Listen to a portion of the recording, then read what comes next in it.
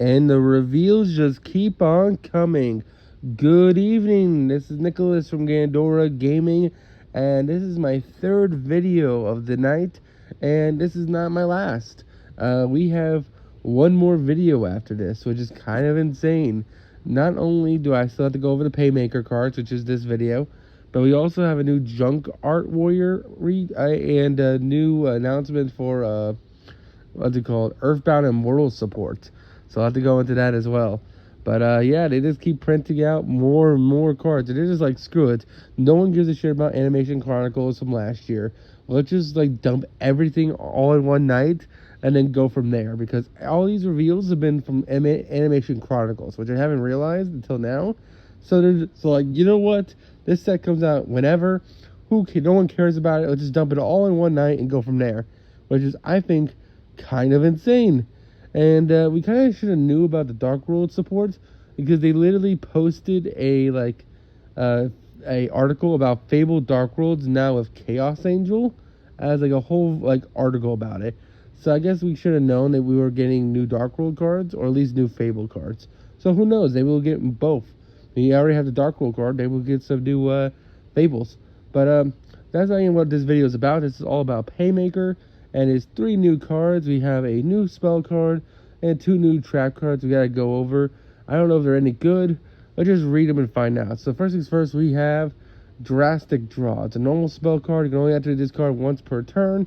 Can't normal or special summon monsters the turn you activate this card, except Cyberus monsters. So already, it's a huge, big-ass restriction, but if you're playing a Cyberus deck, who cares? Banish all monsters you control, minimum 2, draw 3 cards. That is the most gimmicky thing I've ever heard.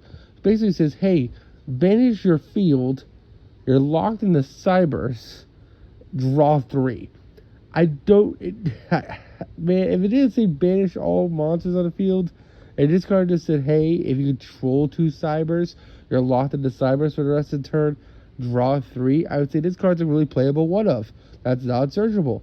No, but this card's literally like, no, you gotta banish 2 monsters, you're locked in the Cybers, and then you can draw 3. You know how bad this card is? It's ridiculous.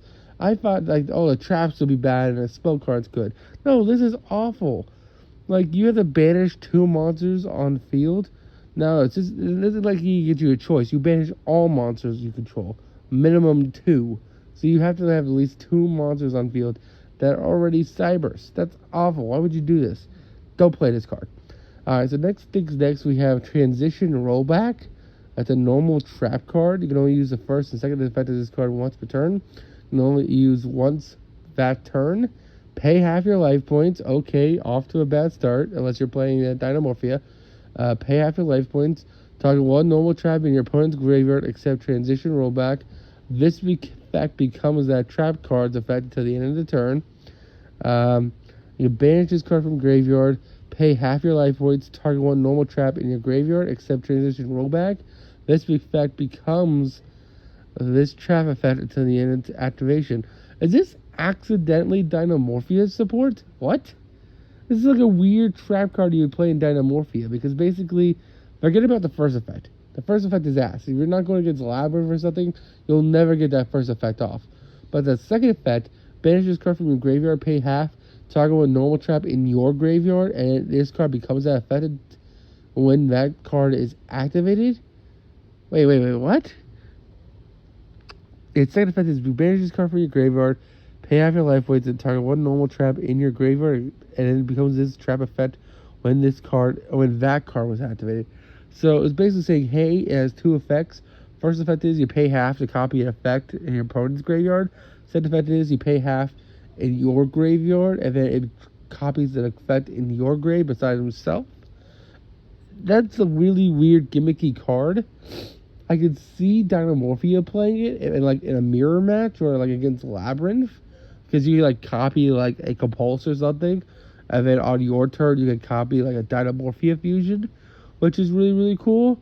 But besides that, I don't know why you'd play this card, like unless your side deck against a Labyrinth deck, and even then you had to go against a Labyrinth or like Trap Trick.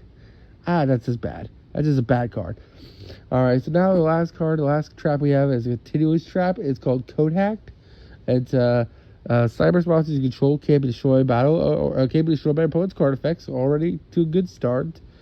And then once per turn, during the damage step, if a monster battles an opponent's monster, you can change the opponent's monster to 0 attack until the end of the turn. If you do, near monster is destroyed by battle. Also, the neither player takes damage from that battle.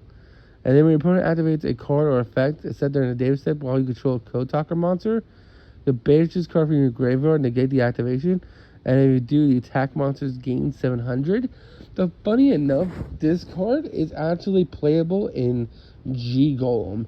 If you don't know the whole concept of G Golem, basically the whole gimmick of that deck is that the G Golem monster, the Link 3, makes all makes all monsters co-linked to it immune to monster effects. Like, they become immune to monster effects. The only way you can kill them is either by battle or by card effect, like spell and trap removal. So this card basically says, hey, your co-link monsters can't be destroyed by card effects, so they have to kill it by battle. And then it also protects it from battle because you can just once per turn, because they have to attack the 3,000 attack monster. Once per battle, you can just be like, yeah, no, make your monsters 0. Our monsters are living. You can't clear my board. They're all towers, basically. Deal with it. And then it can't be destroyed, and name your player takes damage. So basically, you just make it an unkillable board, as long as your opponent doesn't kaiju you or like evenly match you. And then next turn, you just push your game. That's actually pretty interesting. Like, there's actually some potential as like a one of a discard, and you can like search it out with maybe like a sign it like with the Micro Code Talker or something like that. Actually, can Micro Code Talker even search this? Because then it only search Signet cards. This is Code Hack. This card is not even searchable with the Signet cards. I don't know. This card seems cool if it was searchable as like a cool one of, but if it's not searchable, then it's ass. And all 3 of these cards are very mediocre.